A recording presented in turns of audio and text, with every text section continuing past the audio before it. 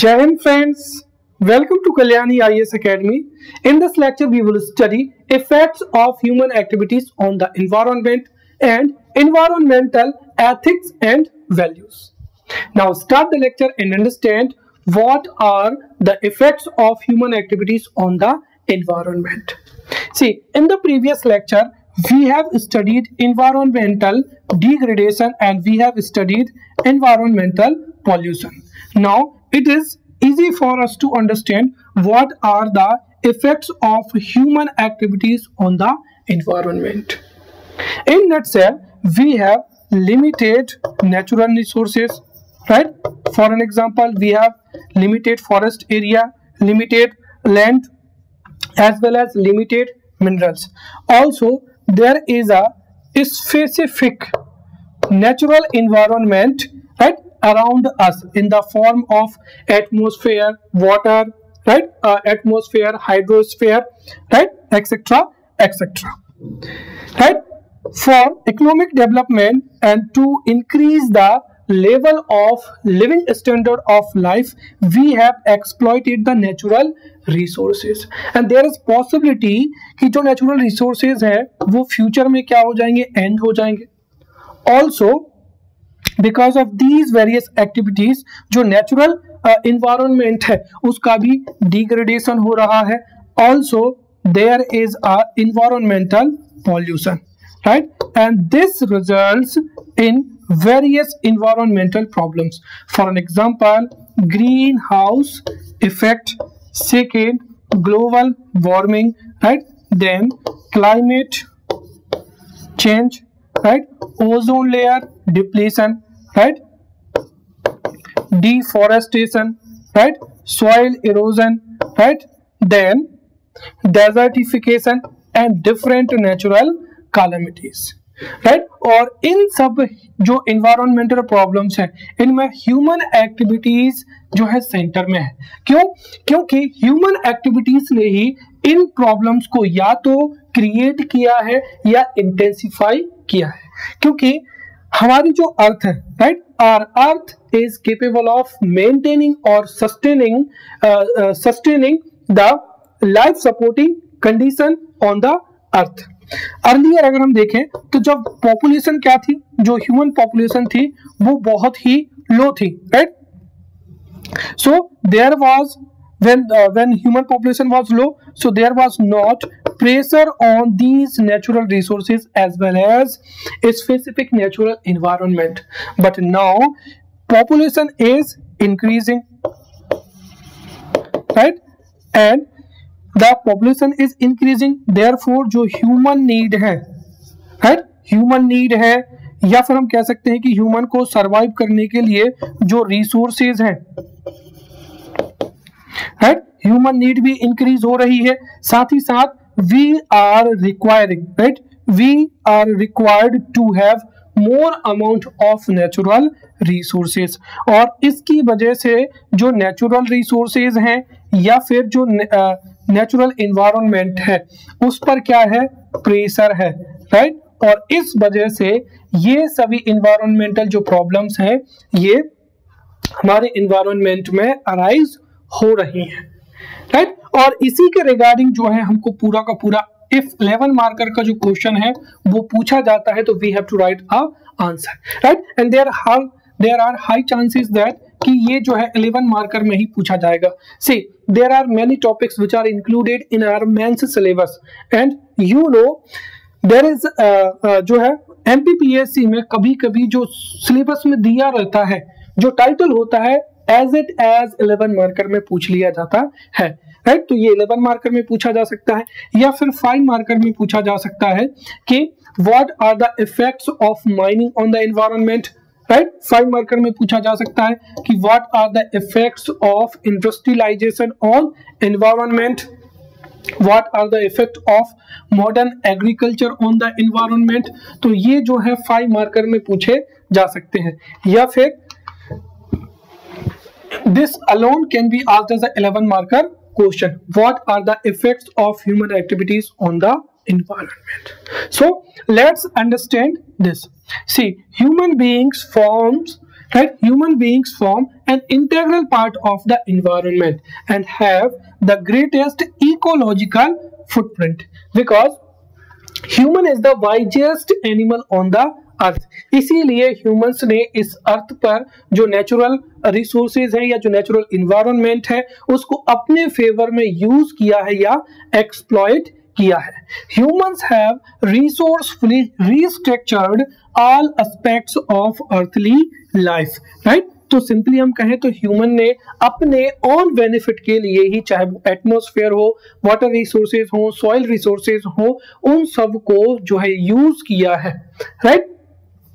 And these activities destroy the environment because we know that कि जैसे जैसे we would promote industrialization तो उससे कार्बन एमिशन जो है या हार्मफुल गैसेस का एमिशन क्या होगा, इंक्रीज होगा। जो जितने भी डेवलपमेंटल प्रोजेक्ट्स हैं उनसे फॉरेस्ट लैंड जो है डिक्रीज होगा, एज वेल एज पॉल्यूशन भी क्या होगा, इंक्रीज होगा। And the earth has suffered for thousands of years due to human activities. Since as Homo sapiens, we first walked the earth, there have been several modifications on the planet in the form of infrastructure. Humans ने अपने living standard को improve करने के लिए, right, canals को, national highways को, right, tall buildings को और जो कंक्रीट स्ट्रक्चर्स हैं उनको क्या किया है, उनको डेवलप किया है, राइट? या ट्रेवल के लिए जो है हमने नेशनल हाईवेज है, रेलवे लाइन है, एयरपोर्ट है, उनको कंस्ट्रक्ट किया है। साथ ही साथ अर्बनाइजेशन से हमने पूरी की पूरी सिटी में जो कंक्रीट स्ट्रक्चर्स हैं उनको डेवलप किया है। साथ ही साथ हमने हमारी नीड्स को फुलफिल करने के लिए जो कमर्शियल नेटवर्क्स है उसको भी इवॉल्व किया है। और ये जो सभी एक्टिविटीज हैं, चाहे वो डेवलपमेंट ऑफ इंफ्रास्ट्रक्चर हो, राइट, ट्रांसपोर्टेशन हो, अर्बनाइजेशन हो, कमर्शियल नेटवर्क हो, इंडस्ट्रियलाइजेशन हो, इन सब ने इन्वायरमेंट को या तो डिस्ट्रॉय किया है या आइदर अफेक्ट किया है, राइट, या has intensified many natural environmental problems. और इन एक्टिविटीज का जो इफेक्ट है has been both positive as well as negative, but जो पॉजिटिव इफेक्ट है वो बहुत ही मिनिमल है, but there is a huge negative effects of human activities on the environment, जिनको हम जो है कई पॉइंट से समझ सकते हैं। The first is effects of mining on the environment. जब हमने पॉल्यूशन को पढ़ा था तब भी मैंने बताया था कि देखिए माइनिंग एक्टिविटीज की वजह से जो हार्मफुल वेस्ट होता है उसका क्या होता है, एक्यूमुलेशन होता है, right? So because of mining harmful substances accumulate in the soil and this results in land becomes unfit for agriculture. तो जब वो हार्मफुल वेस्ट का एक्यूमुलेशन होता है तो उससे जो सॉइल है वो एग्रीकल्चर के लिए या प्रोडक्टिविटी के लिए अनफिट हो जाती है, राइट? साथ ही साथ जो डिफरेंट माइनिंग एक्टिविटीज है वो फॉरेस्ट एरिया में कंडक्ट की जाती हैं, therefore this is the problem of deforestation as well. और माइनिंग की वजह से हम नेचुरल रिसोर्सेज को, कोल को या फिर जो पेट्रोलियम है उसको जब हम एक्सट्रैक्ट करते हैं, so there is the fear of there extinction as well, right?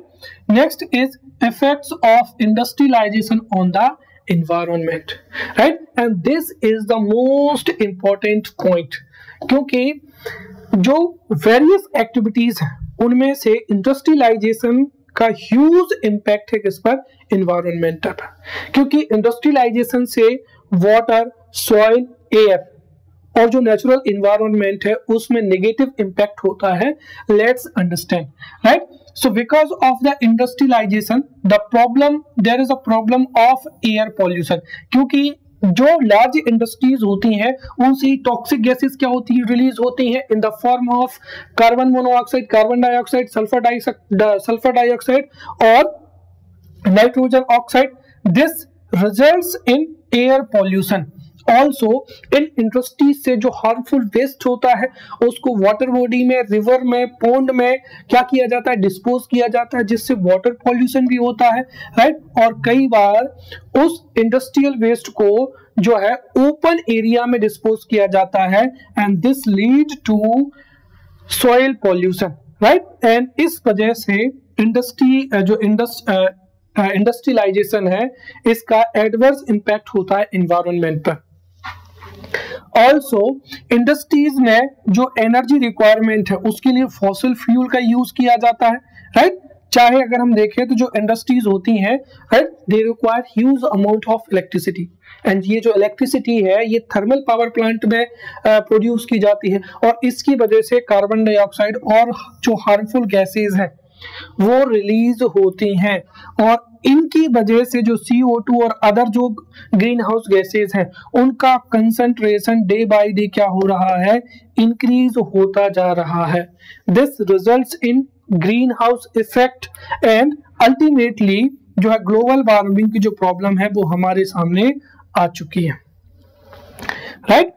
Also जो इंडस्ट्रीज हैं उनमें नेचुरल रिसोर्सेज को रॉ मटेरियल के रूप में यूज किया जाता है, जिसकी वजह से ये नेचुरल रिसोर्सेज हैं ये भी क्या हो सकते हैं, एक्सटिंक्ट हो सकते हैं या एंड हो सकते हैं।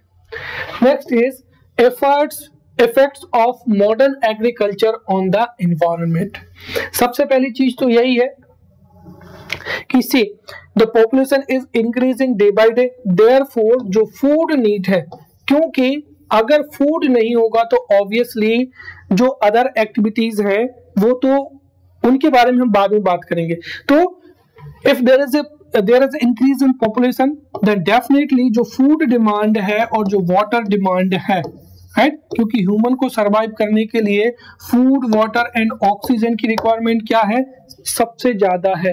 तो अगर पॉपुलेशन इंक्रीज होगी तो फूड, वाटर और ऑक्सीजन की डिमांड इंक्रीज होगी, और फूड प्रोडक्शन को इंक्रीज करने के लिए जो जितना भी फॉरेस्ट एरिया है, राइट, फॉरेस्ट एरिया है या एक्वाटिक इकोसिस्टम का जो एरिया है उसको लैंड एरिया में क्या किया जाएगा, कन्वर्ट किया जाएगा, right. So this is the first कि इससे डिफॉरेस्टेशन क्या होगा, इंक्रीज होगा। सेकेंड थिंग इज दैट कि जो जितना भी लिमिटेड लैंड है उस पर मैक्सिमम प्रोडक्शन के लिए farmers use harmful chemical fertilisers, pesticides, weedicides etcetera etcetera. और ये जो केमिकल्स होते हैं या पेस्टिसाइड्स होते हैं, ऑन वन हैंड ये इन्वायरमेंट फ्रेंडली जो इंसेक्ट्स होते हैं उनको क्या कर देते हैं, डिस्ट्रॉय कर देते हैं। तो जो एग्रीकल्चरल या एनवायरमेंट फ्रेंडली इंसेक्ट्स होते हैं उनको डिस्ट्रॉय कर देते हैं, जिसकी वजह से जो ह्यूमस है उसका प्रोडक्शन क्या होता है, रुक जाता है।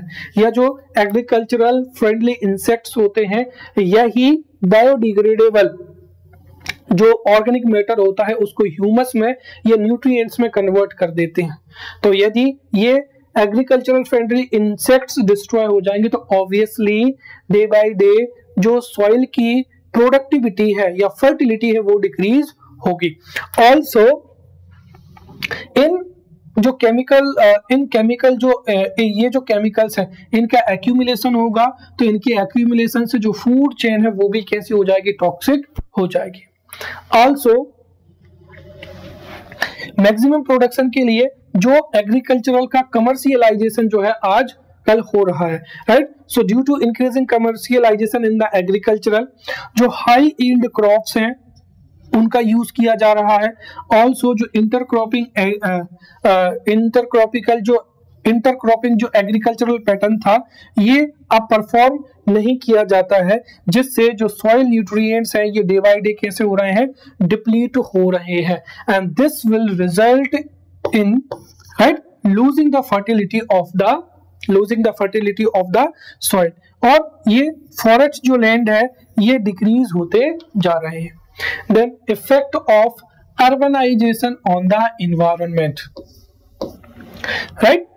अब देखिए सबसे पहली चीज तो ये है कि जो अर्बनाइजेशन है तो जो ओरिजिनल सिटी होती है उसका कोर एरिया केवल और केवल कितना होता है, इतना ही होता है, but because of high industrial activities and different human activities जो सिटी होती है उसके सराउंडिंग जो भी लैंड एरिया होता है वो ह्यूमन हैबिटेशन के लिए या इंफ्रास्ट्रक्चर डेवलपमेंट के लिए या इंडस्ट्रियल सेटअप के लिए यूज किया जाता है। And therefore fertile land is being used in cities for people's residence, infrastructure development, for an example road, right, industries etcetera etcetera. इससे फ्यूचर में जो है एग्रीकल्चरल लैंड डिक्रीज होगा तो उससे फूड क्राइसिस होने की भी क्या है, पॉलिसी है। सेकंड थिंग इज दैट कि जो अर्बन एरियाज होते हैं, अर्बन एरियाज में जो इंडस्ट्रीज होती हैं, ट्रांसपोर्टेशन बहुत ज्यादा होता है, साथ ही साथ वाटर रिक्वायरमेंट भी बहुत ज्यादा होती है, राइट। इसी वजह से जो नेचुरल रिसोर्सेज हैं उन पर भी प्रेशर इंक्रीज होता है। थर्ड थिंग इज दैट कि जो व्हीकल्स हैं या इंडस्ट्रीज हैं उनसे जो टॉक्सिक गैसेस रिलीज होती हैं उनसे एयर पॉल्यूशन होता है। जो हार्मफुल डोमेस्टिक वेस्ट होता है उसको जब वाटर बॉडी में डिस्पोज किया जाता है तो उससे वाटर पॉल्यूशन होता है। एज वेल एज जो प्लास्टिक को जो रूरल एरिया से उनमें डंप किया जाता है तो उससे सॉइल्स भी क्या होता है, पॉल्यूशन होता है। तो इस तरीके से जो अर्बन एरियाज हैं उनमें जो पॉल्यूशन है ये बहुत बड़ी क्या है, प्रॉब्लम है। और व्हीकल्स की वजह से एयर पॉल्यूशन होता है। साथ ही साथ जो कंटामिनेटेड जो वाटर है उसको यूज करने से कई प्रकार की जो है हेल्थ इश्यूज भी जो है एग्जिस्टेंस में आते हैं।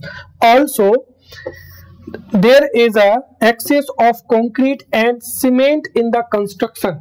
ये जो जितने भी ह्यूमन हैबिटेशन है या बिल्डिंग्स हैं वो कंक्रीट की ही बनाई जाती हैं। And concrete is a good absorber of sunlight.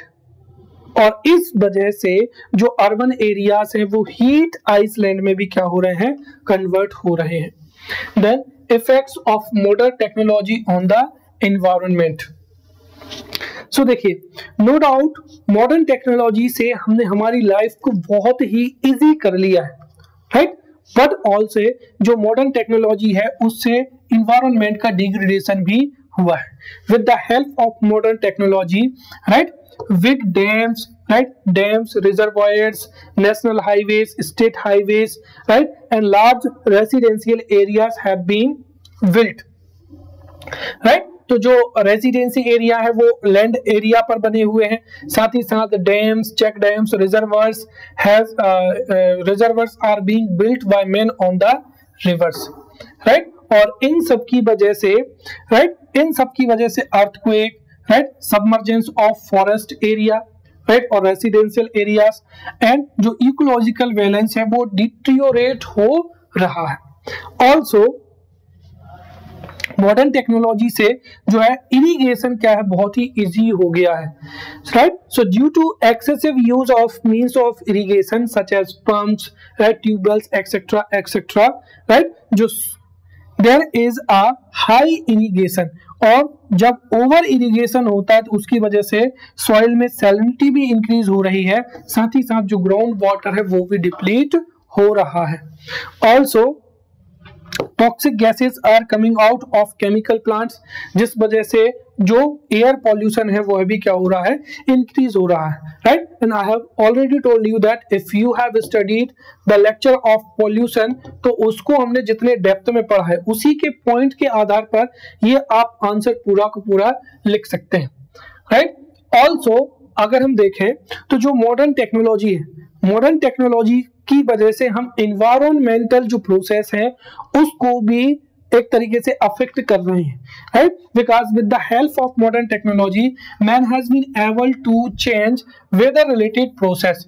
For an example, man has been able to rain by cloud seeding, right. तो क्लाउड सीडिंग की वजह से whenever the governments want, right, उससे जो है रेन हो सकती है, राइट। ऑल्सो जो हेल स्टॉर्म है उसको क्या किया जा सकता है, रोका जा सकता है, राइट। और इस वजह से जो वेदर कंडीशन है ये डिटेरियोरेट होती जा रही है, right. Now you would say कि जो ह्यूमन एक्टिविटीज है उससे एनवायरनमेंट पर पॉजिटिव इंपैक्ट कौन सा है, right. I have already told you that कि जो पॉजिटिव इंपैक्ट है वो मिनिमल है।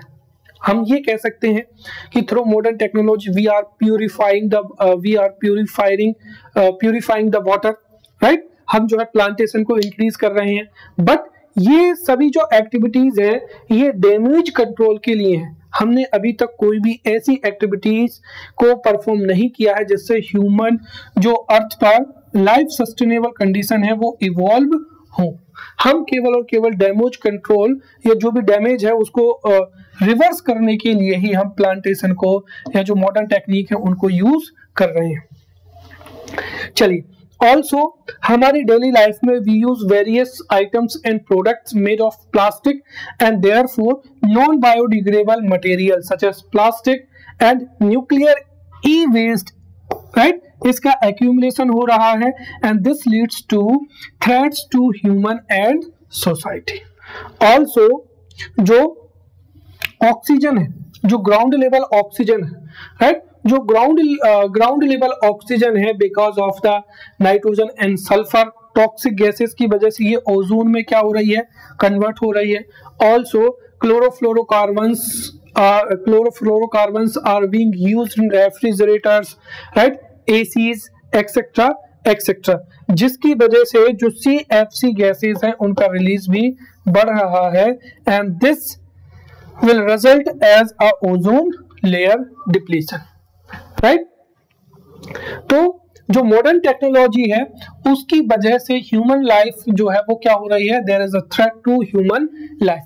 क्यों? क्योंकि जितनी ज्यादा हम मॉडर्न टेक्नोलॉजी को यूज करेंगे obviously we would have comfort in our life, but ultimately उससे एनवायरनमेंट क्या होगा, डिग्रेड होगा एंड इन्वायरमेंट डिग्रेडेशन की वजह से कई प्रॉब्लम्स होगी, green house gas effect, global warming, climate change, ozone layer depletion, और इनकी वजह से ह्यूमन लाइफ को क्या है, थ्रेट है। ऑल्सो कई इंडस्ट्रियल एक्सीडेंट्स भी हो चुके हैं जिससे नॉट ओनली पॉपुलेशन जो है डिक्रीज हुई है या हम ये कहें कि पॉल्यूशन भी बहुत ज्यादा इंक्रीज हुआ है। फॉर एन एग्जांपल जो भोपाल गैस ट्रेजेडी थी इसमें thousands of people were dead. Chernobyl जो न्यूक्लियर एक्सीडेंट था, राइट, जो कि यूक्रेन में हुआ था, राइट, फिर फुकुशिमा इंसिडेंट जो कहां पर हुआ था, जापान में हुआ था, इनके सीरियस कॉन्सिक्वेंसेस थे आए थे, right. Therefore there is need to use modern technology in such a way that human life can be made happy and better। और जो ह्यूमन टेक्नोलॉजी है, ये जो ह्यूमन एक्टिविटीज है उनसे एनवायरनमेंट का डिग्रेडेशन ना हो, right.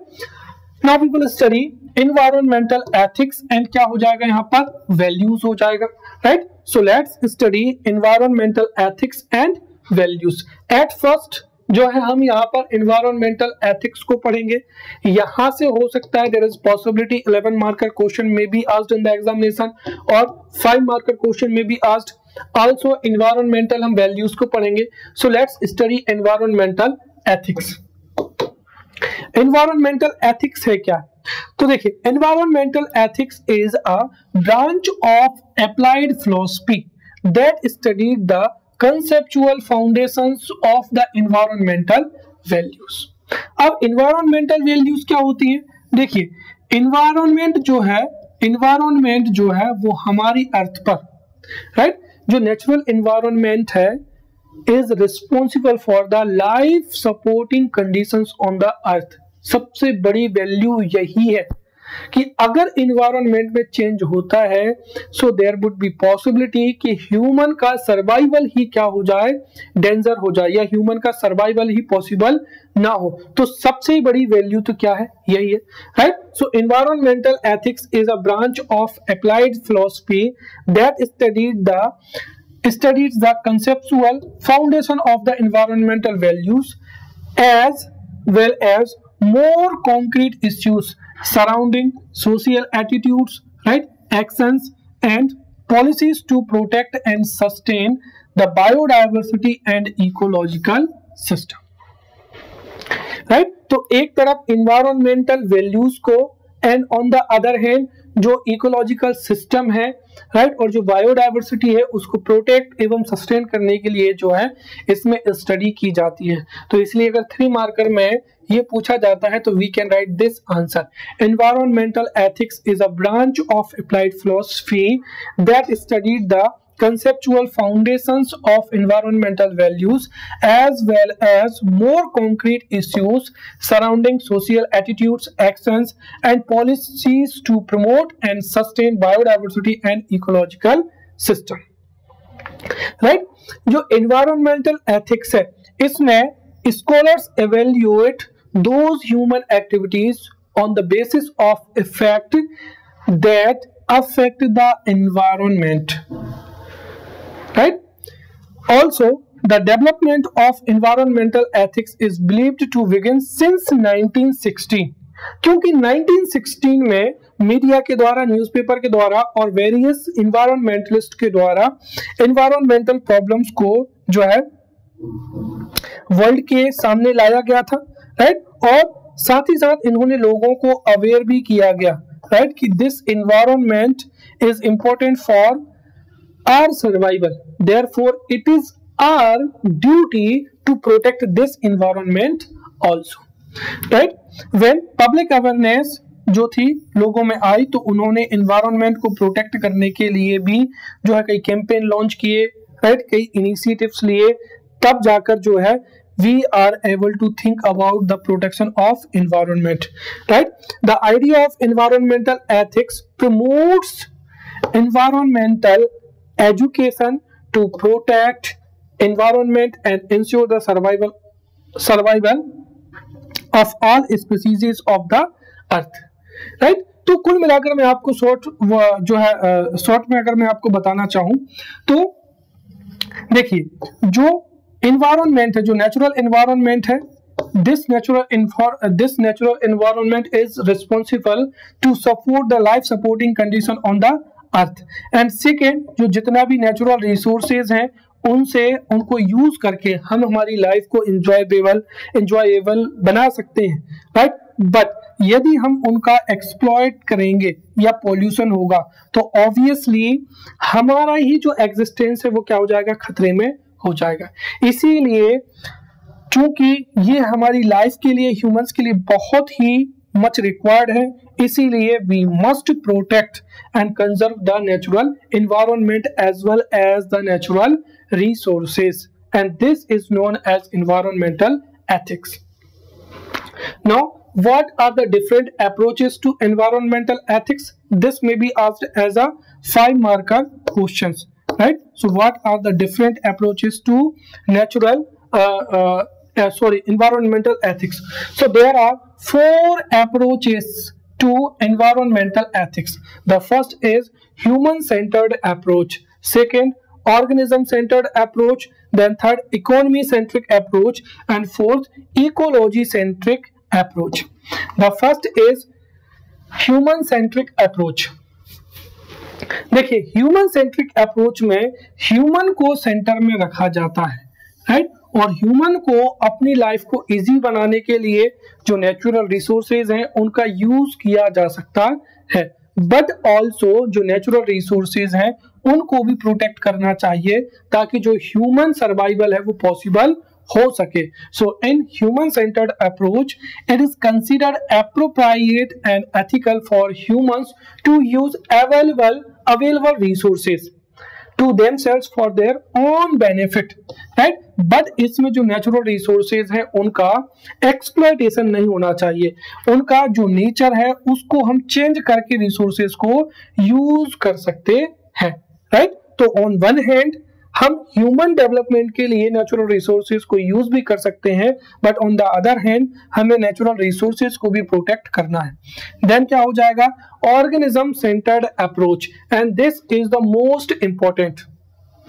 C, human is a wise animal on the earth, and जो अर्थ है वो नॉट ओनली ह्यूमंस के लिए है बट ऑल्सो प्लांट्स के लिए, या जितने भी लिविंग क्रिएचर्स हैं या लिविंग ऑर्गेनिजम्स हैं उनका क्या है, अर्थ, राइट। आयरनी इज दैट कि अर्थ पर जो राइट है वो ह्यूमंस के भी उतने ही हैं जितने डिफरेंट लिविंग ऑर्गेनिजम्स के हैं, चाहे वो प्लांट्स हो, राइट, एनिमल्स हो या अदर हो।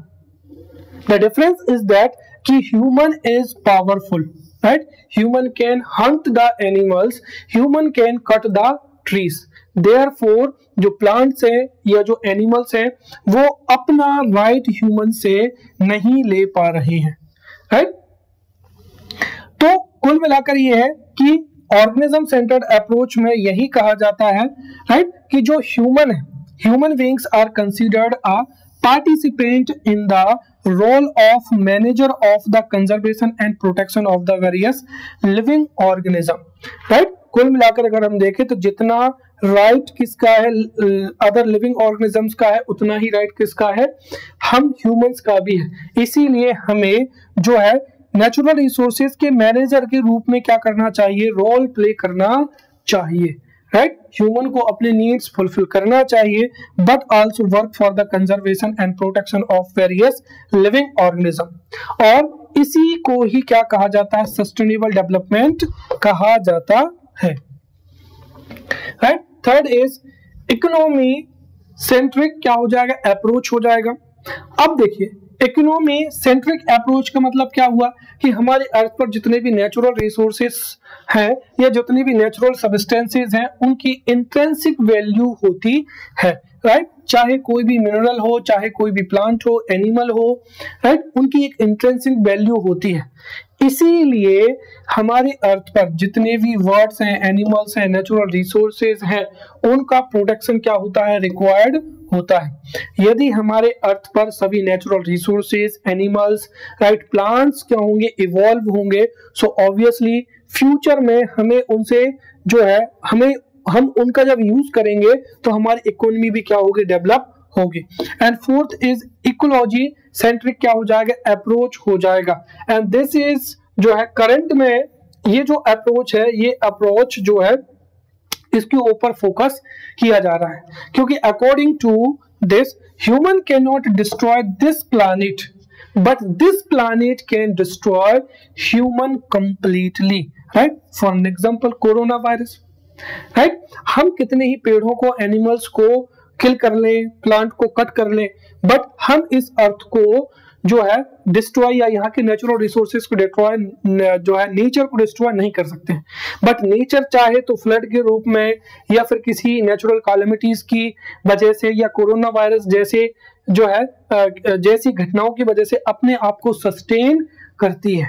इसीलिए the planet can completely destroy the human and living beings. That's why we should protect the environment to secure the survival of ourselves and living beings, right। इसीलिए हमें जो natural resources हैं या फिर हमारा जो नेचुरल एनवायरनमेंट है उसको प्रोटेक्ट करना चाहिए। Now let's study issues and this may be asked as a 5-marker question, right। So what are the issues related to environmental ethics, right। So there are different issues regarding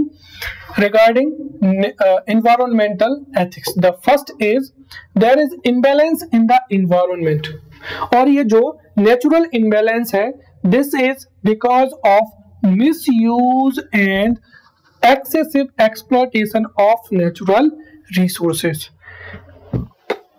right। तो जो natural resources है उनका excessive exploitation हो रहा है, साथ ही साथ मिसयूज हो रहा है, जिसकी वजह से एनवायरनमेंट क्या है, इम्बैलेंस है, राइट।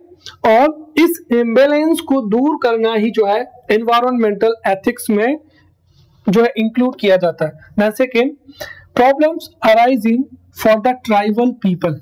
क्यों? क्योंकि जो ट्राइबल पीपल है, tribal people reside in the forest area, but जो डिफॉरेस्टेशन है उनकी वजह से उनका जो नेचुरल लिविंग प्लेस, नेचुरल जो हैबिटेट है वो लॉस हो रहे हैं, साथ ही साथ उनकी इकोनॉमी या उनकी जो लाइफ थी वो जिस बायोडाइवर्सिटी पर डिपेंड होती थी वो भी डिक्रीज हो रही है।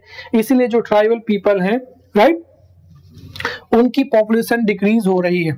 Also effects of the environmental pollution on humans and क्या हो जाएगा यहाँ पर, प्लांट्स हो जाएंगे। एंड फोर्थ क्या हो जाएगा, unequal distribution of resources, and this is the most important, right. क्यों? क्योंकि अगर हम देखें तो कुछ कंट्रीज ऐसे हैं जहां पर फॉरेस्ट कवर भी बहुत ज्यादा है, राइट, वहां पर there is a high biodiversity, but उनकी जो कंट्री है वो डेवलप नहीं हुई है, और कहीं कहीं पर जो नेचुरल रिसोर्सेज हैं वो बिल्कुल भी नहीं है, राइट। इसीलिए हर कंट्री अपने इकोनॉमिक डेवलपमेंट के लिए उन नेचुरल रिसोर्सेज को एक्सप्लॉइट करता है। अगर सभी कंट्रीज के पास में ये सभी नेचुरल रिसोर्सेज होते तो हो सकता है कि इन नेचुरल रिसोर्सेज का उनका उतना एक्सप्लॉइटेशन नहीं होता। Then there is decreasing rights of animals and plants and this is the again issue. हम ह्यूमंस जो है अपने आप को जो है पावरफुल मानते हैं, हम जिस भी एनिमल को चाहे हंट कर सकते हैं, राइट, या जिस भी प्लांट को चाहे कट कर सकते हैं, जहां चाहे वहां फैक्ट्री, रेसिडेंशियल जो है रेसिडेंशियल एरिया को सेटअप कर सकते हैं।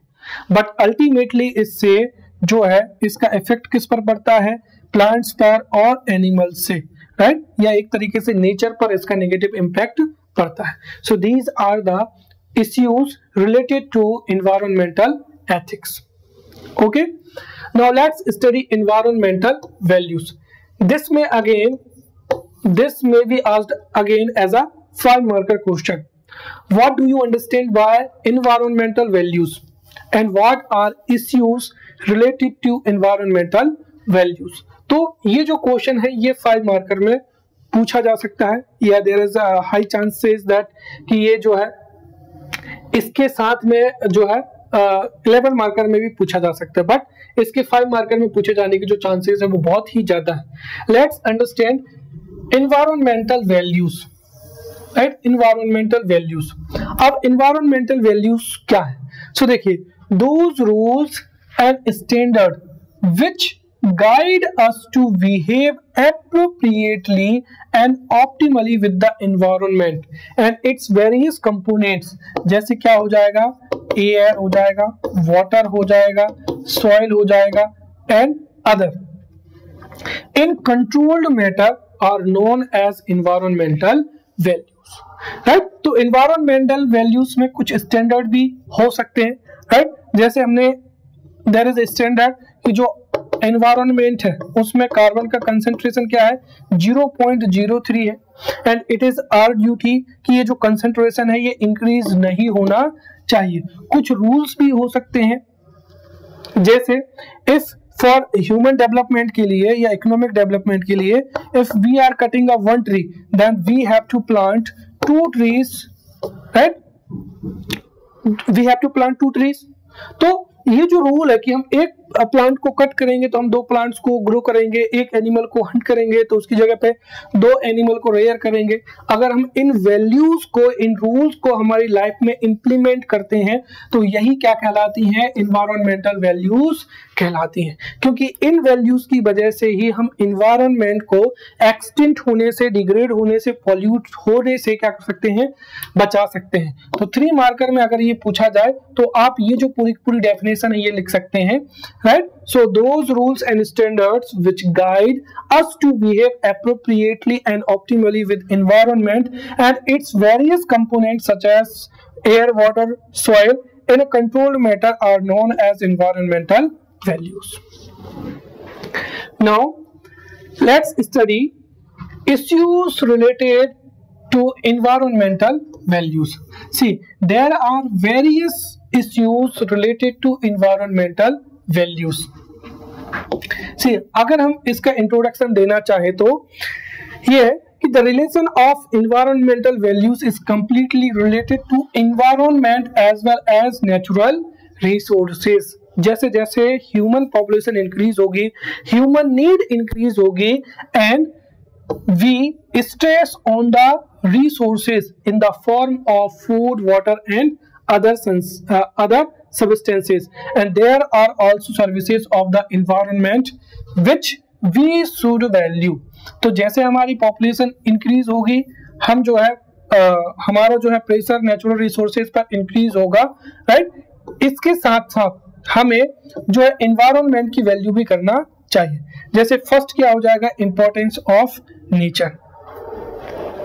देखिए, इंपोर्टेंस ऑफ नेचर क्या है, सबसे मूल कंटेंट तो क्या है, यही है कि giving importance to nature is the basic content of natural value.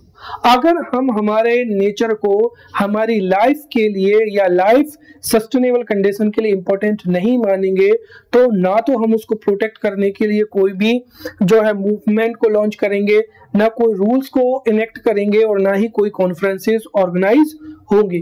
Therefore the first is the importance of nature. जब हमारे नेचर को हम इम्पोर्टेंस देंगे, only then we would be able to protect the natural environment, right? We belong to such a global community which includes 2 million species of animals and it is our ultimately responsibility कि हम इन natural resources को use करते हुए इन natural species को भी protect कर सकें। Then क्या हो जाएगा, यहाँ पर हिस्टोरिकल हेरिटेज हो जाएगा। सी, जो नेचुरल हेरिटेज है उसको प्रोटेक्ट करना चाहिए, right? And this is a serious issue, right? And through newspaper, media, right, we have studied that कि हम ये अप्रिसिएट करते हैं या हम ये जो है we always speak and we always appreciate that जो जितना भी नेशनल हेरिटेज है, चाहे वो अजंता हो, एलोरा केव्स हो, राइट, या फिर जो बिल्डिंग्स हो या फिर जो फॉरेस्ट एरिया हो, उनको प्रोटेक्ट करना चाहिए। But the reality is that we do little to preserve them. Therefore जो हमारा हेरिटेज है उसको भी प्रोटेक्ट करने के लिए हमारी ये क्या होनी चाहिए, नेचुरल रिस्पॉन्सिबिलिटी होनी चाहिए, राइट? देन क्या हो जाएगा, यहाँ पर एप्लीकेशंस ऑफ क्या हो जाएगा, रिसोर्सेज हो जाएगा। देखिए, जितनी ज्यादा पॉपुलेशन होगी उतना ज्यादा क्या होगा, नेचुरल रिसोर्सेज को यूज किया जाएगा, राइट? बट अगर किसी कंट्री में there is less population in the developed countries, तब भी वहां पर जो है नेचुरल रिसोर्सेज को ज्यादा बड़े पैमाने पर क्या किया जाता है, यूज किया जाता है, ताकि उनका इकोनॉमिक डेवलपमेंट क्या हो, ज्यादा से ज्यादा हो, right? And environmental degradation occurs due to over exploitation of these natural resources, right? And their remaining waste. तो इस स्थिति में हमें जो environmental values है उनको हमारे माइंड में हमको we must keep these environmental values in our mind and we must fulfill our duty and obligation to use resources properly and promote recycling, reuse and protection of natural resources. Then क्या हो जाएगा, common property और क्या हो जाएगा, resource हो जाएगा। देखिए, हमारी अर्थ पर जो फॉरेस्ट एरिया है या जो पॉस्चर है या जो एटमॉस्फेयर है, राइट, जो कि हमारी अर्थ पर वाटर, एयर एंड सॉइल को मेंटेन करता है, राइट, वो सभी किस में आते हैं, राइट, कॉमन प्रॉपर्टी या कॉमन रिसोर्सेज में आते हैं, right? Therefore environmental values are necessary for the use of this common property. तो किसी भी कंट्री में कोई भी फॉरेस्ट एरिया है या कोई भी नेचुरल रिसोर्सेज है और वो कंट्री अगर अपने ओन बेनिफिट के लिए अगर उनको डिस्ट्रॉय करता है तो बाकी के अगर जो अदर कंट्रीज है उनको इसके अगेंस्ट में जो है डिस्कस करना चाहिए। ऑल्सो उस कंट्री का भी डेवलपमेंट हो सके इसके लिए उस कंट्री को भी क्या करना चाहिए, बेनिफिट देना चाहिए, राइट? फॉर एन एग्जांपल अगर let's talk about the Amazon forest, right? जो अमेजन फॉरेस्ट है उनको लंग्स ऑफ द किडनी भी माना जाता है। बट जिन कंट्रीज में अमेजन फॉरेस्ट है उनमें से कई कंट्रीज ने इंटरनेशनल प्लेटफॉर्म पे ये कहा है, right, we are lagging behind in economic development, so please fund us so that we could protect the forest area which is in our country. क्योंकि if we cut the forest area then definitely not only इससे हमारे country का nature destroy होगा but also earth का भी nature क्या होगा, destroy होगा। But this was good initiative taken by that country, but ultimately no country came forward to help that country.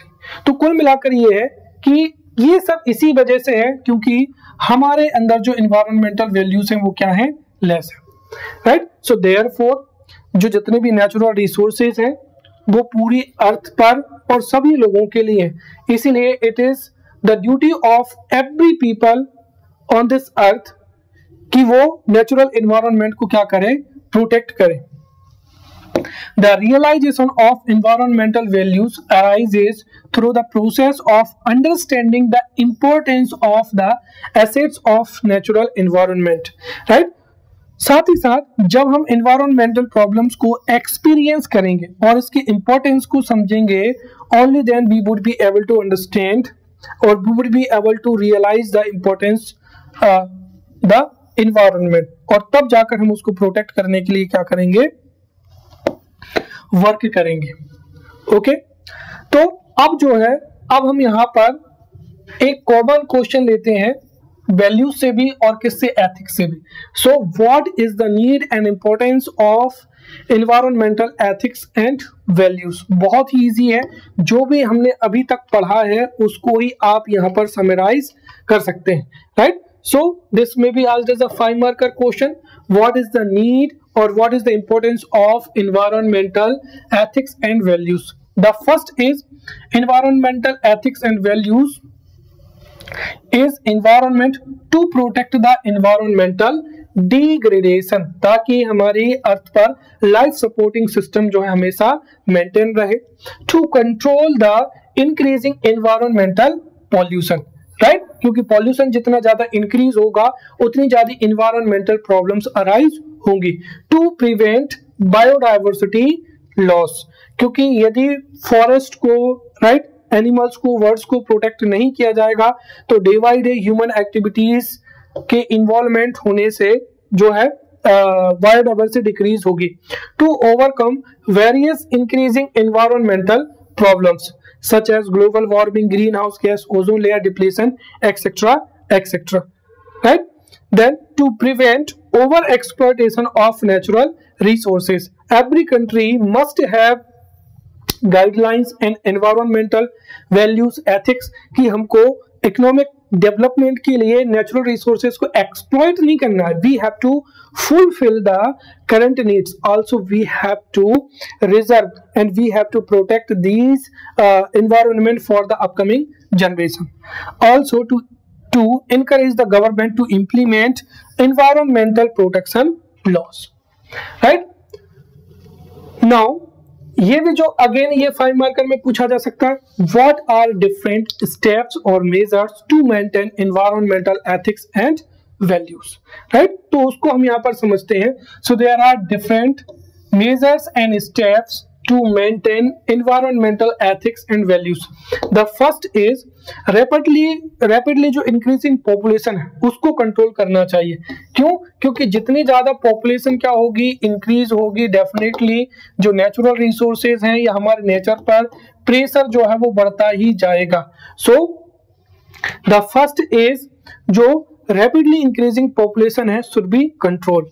Second, the misuse of natural resources should be stopped, also balanced. Third, जो traditional activities of environmental protection should be put into practice. और इसमें हमारा country बहुत ही जो है importance role play करता है, not only in our country but also in different countries of the world, right? Rivers, forest areas, right? Reservoir are worshipped, right. और जिनको आजकल जो है मॉडर्न टाइम में एक तरीके से उतना इंपॉर्टेंस नहीं दिया जाता है, बट ये जितने भी ट्रेडिशंस थी, राइट, वो ट्रेडिशनल एक्टिविटीज इसीलिए थी so that we could protect the natural environment, right. Then changes should be brought in economical and social policies. हमारी सोशल पॉलिसीज या हमारी इकोनॉमिक पॉलिसीज जो है एनवायरनमेंट के फेवर में होना चाहिए, ना कि अगेंस्ट में। Also the principle of reward and punishment should be implemented strictly to protect the environment, right? Those who are working in the field of spreading awareness, plantation etcetera etcetera, उनको international forum पर या governments के द्वारा national level पर awards दिए जाने चाहिए, right. And those who are playing role to increase the pollution, उनको स्ट्रिक्टली पनिश किया जाना चाहिए, right. Also, people should be made aware of the knowledge of various environmental lovers and thinkers, so that in environmentalists के द्वारा वो है environment को protect करने की जो है नॉलेज ले सके। A feeling of love and kindness toward the nature and living beings should be developed in the children, right? तो चिल्ड्रन के जो एजुकेशन है, करिकुलम है, उस पे एनवायरनमेंट की जो जितनी भी इंपॉर्टेंस है उसको इंक्लूड करना चाहिए, so that children could motivate. Also जो लैंड मिसयूज है, राइट, डिफॉरेस्टेशन है, राइट, उसको जो है लोगों को बताना चाहिए। The richness and diversity of natural resources has a value in itself, so man has to understand that he does not have the right to exploit it, right? And ये जो है कि अगर हम बताएं कि it is not the duty of human and human does not have right to exploit the natural resources, only then through these steps or measures जो है environmental values और जो environmental ethics है उसको improve किया जा सकता है, right? So in this way we have studied the effects of human activities on the environment. Also we have studied environmental ethics and environmental values in depth. Now we will meet in the upcoming lecture. Till then, thank you.